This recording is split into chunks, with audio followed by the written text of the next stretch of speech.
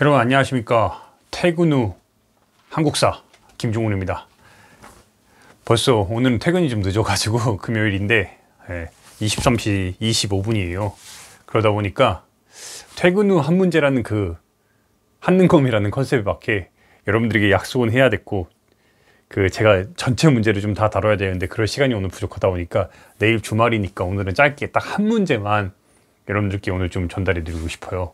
그래서 고른 게 여러 문제가 솔직히 많은데 어제 1번부터 12번까지 고려까지 이야기를 했으니까 오늘은 좀 조선의 이야기를 여러분께 해드려야 되지 않을까 싶어가지고 여러 문제 중에 한 문제, 전체를 좀 총괄할 수 있는 내용으로서 딱 한 문제를 골랐어요. 제가 내일 좀 더 자세하게 근현대사까지 이야기를 좀 풀어드릴게요. 근데 오늘 고른 그 한 문제가 뭐냐면은 지난 60회 때 나왔던 이게 60회인가요? 그렇죠. 이 60회 때 나왔던 22번 문제예요. 22번 문제. 가, 마에 대한 설명으로 옳지 않은 것은 2점짜리. 이 문제만 보면 솔직히 어렵진 않아요. 근데 제가 이 문제를 고른 이유가 뭐냐면은 이 한 문제 속에 다룰 수 있는 그 한국사 로드의 특징이 이 안에 가득 들어가 있어요. 일단 답사 계획서를 보실까요? 한강을 따라 만나는 역사 2022년 몇 월 며칠 행주산성과 절두산성교송지와 국립서울연충원 풍납도토성 암사동 유적지예요.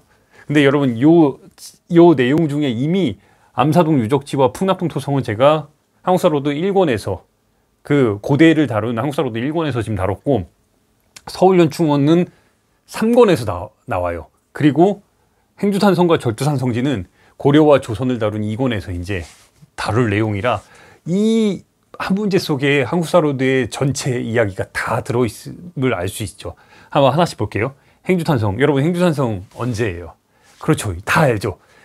행주치마를 들고 그 전선에서 나갔고 아녀자들이 음식과 돌을 날라서 그 임진왜란을 지냈다. 1592년에 권율 장군의 그 휘하에 모여가지고 임진왜란 때 큰 승리를 거둔 그 행주산성이죠. 물론 지금은 자전거 탄 아줌마들이 그 청년들이 여기에 뭐 먹으러 가요? 라이더 하면서 뭐 먹어요? 국수 먹으러 가는 데죠. 그렇죠, 그런 곳이에요. 근데 볼까요? 행주산성? 정봉수가 후금군을 맞아 큰 전과를 거둔 곳이다. 일단 여러분 아는 것은 벌써 정답 나왔네요. 정봉수 장군은 우리가 모를 수 있어. 의병장인데 모를 수 있어요. 근데 후금은 여러분 뭐예요? 청나라의 전신이잖아요. 인조시대에 여러분 병자호란이 일어났을 때 그 침략해온 그 만주족이 침략해온 게 바로 후금군인 거잖아요. 그러니까 일본부터 당연히 아니죠. 이건 언제예요? 선조 때, 1592년 선조 때 이야기니까 여러분 임진왜란은 이 행주산성은 선조 때 이야기, 1592년의 이야기니까 당연히 그 이야기가 안 맞죠. 왜요? 우리 다 알잖아요. 그 묘를 다 외우고 있잖아요. 태정태세, 문단세, 예성연중, 임명성, 광인효연, 숙경영, 전순선철, 고순 이거잖아요. 태정태세, 문단세, 예성연중, 임명선, 선조 1592년. 그 다음에 여러분 그의 아들이 누구예요? 광해군이 여러분 선조가 여러분 이 한양 땅이 여러분 도망쳐가지고 의주로 도망쳤을 때 광해군이 여러분 분조를 이끌어가지고 임진왜란은 전체를 막은 거 아니에요. 그러면서 여러분 광해군이 끝나고 나서 광해군이 여러분 후금과 명나라 사이에 이제 중거리 외교를 취하니까 여기에 대한 반발을 일으켜가지고 인조가 반정을 일으켜서 여러분 나중에 이 정권을 먹고, 나중에 청나라가 자꾸 커지니까 그 청나라 후금이 쳐들어와가지고 병자호란이 일어난 거 아니에요. 그 병자호란 때 활약한 게 의병장으로서 여러분 활약한 게 누구예요?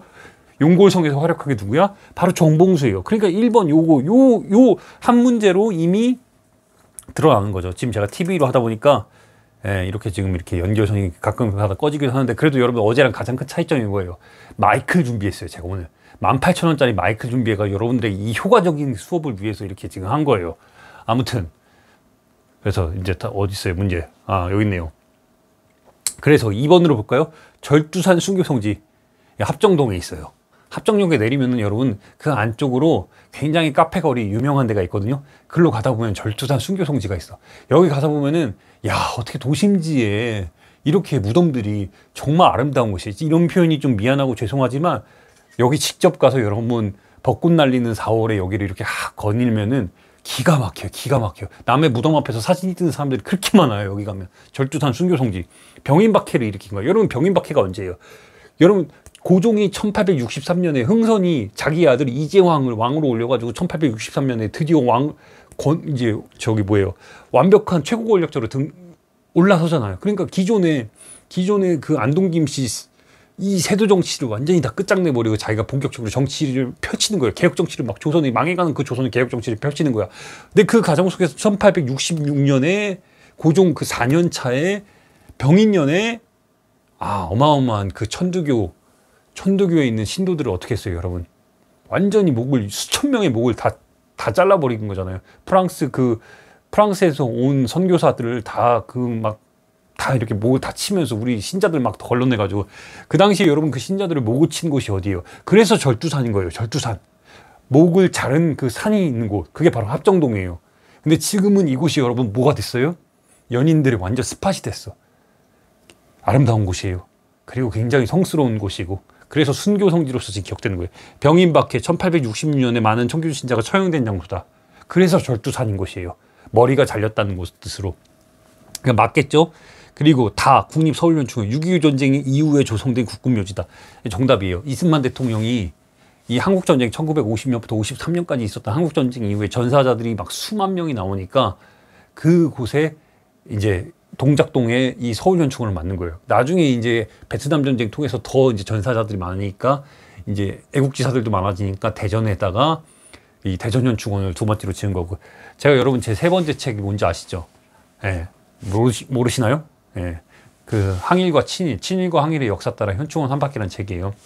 애석하게도 제가 현충원 관련해서는 제가 지금까지 여러 투어를 하고 있는데, 나중에 기회가 닿으면은 한국사를 공부한다면, 한국사 능력 검정 시험을 봤다면 김종훈과 함께 이 한국사 로드를 들고 어딜 가야 돼요? 현충원에 가야 돼. 그러면 제가 현충원에 잠든 12명의 국가공인 친일파들을 한 명 한 명들 얘기를 하면서 어떻게 이렇게 친일파들이 현충원에 잠들 수 있었는지에 대해서 같이 설명을 해드릴게요. 그러면서 우리나라가 지금까지 일제 1910년에 나라 뺏기고 나서 지금까지 일본이 아니라 대한민국이라는 이름으로 살아오게 된 그 진짜 이유를 현충원에 잠들어 있는 그 친일파 정말 발밑에 잠들어 있는 애국지사들의 이야기를 한 분 한 분 설명하면서 제가 얘기를 해드릴게요. 우리가 어떻게 이렇게 대한민국이라는 자유민주주의 국가에서 살고 있는지. 아무튼 근데 그 현충원은 6.25 전쟁 이후에 조성된 국군묘지에서 시작을 한 거예요. 근데 이게 나중에는 이 호국영령과 순국선열까지 같이 함께, 그러다 보니까 이 과정 속에서 한국전쟁 속에서 친일파들이 막 신분을 세탁하고 이 친일파들이 현충원에 막 잠들게 되는데, 이런 아픔의 공간이 근현대사의 아픔의 공간이 하나로 집약된 곳이 동작동 서울현충원이에요. 그러니까 다는 맞겠죠. 그리고 풍납동 토성, 판축기법을 활용해서 성벽을 쌓은 백제 토성이다. 여러분 판축기법 이런 거 헷갈려서 몰라요. 근데 백제 토성이라는 거는 우리가 어딜 가서 이 한국사 로드 희대의 명저, 이 한국사 로드 1권을 여러분 보면은 백제편에 제일 첫 번째 얘기가 여러분 여기에요. 풍납동 토성과 몽촌 토성 이야기. 왜냐면은 풍납동 토성, 몽촌 토성에 가면은 이게 이 백제, 한성 백제, 500년 한성 백제의 수도가 바로 여기거든요. 근데 자꾸 꺼지는데, 제가 그 한성 백제 여러분 가면은 한성 백제 그 몽촌 토성 입구에 몽촌 토성역이라고 있어요. 거기에 한성 백제 기념관이라고 있어요. 거기 전면에 들어가자마자 여러분 뭐가 있어요? 이 풍납토성에서 떼온 거대한 몇십 미터짜리, 20m에 한 10m 이상 20m 가까이 되는 그 정도의 거대한 벽면이 풍납토성 벽면을 한쪽 면에 띄워왔어. 그래서 그거를 박물관 입구에다가 여러분 전시를 해놨어요. 그리고 그 밑에 인부들이, 백성들이 막 그 마네킹식으로 해가지고 그 모양까지 다 완벽하게 전시를 했어요. 위에 장군이 막 이렇게 명령하는 모습까지 다 전시를 했어요. 그 정도로 판축기법을 활용해서 성벽을 쌓은 백제 토성을 이 풍납토성과 몽촌토성에서 강조를 해놨던 거야. 여러분 이거를 왜 거기서 강조를 했겠어요? 그 백제가 여러분 다들 뭐 공주 사람들, 충청도 사람들 뭐 느리다 막 이렇게 얘기를 하는데, 여러분 이거 다 뻥이에요. 내가 항상 얘기하죠. 여러분 백제는 서울 사람들이에요. 왜? 여러분 우리가 충청도 사람들이라고 알고 있는 백제는 475년에 장수왕이 내려와서 이 한강 유역을 점유하고 나서 백제 왕이었던 계로왕의 목을 쳐버려요. 아차산에서.